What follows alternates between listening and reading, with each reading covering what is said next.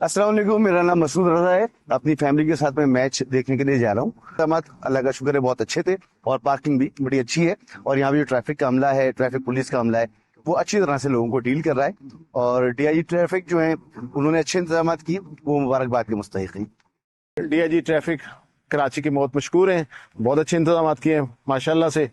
और शहरियों से हमारी इल्तमास है, आए और एंजॉय करें, बहुत अच्छे इंतजाम। मैं आज पाकिस्तान और न्यूजीलैंड का मैच देखने आई हूँ।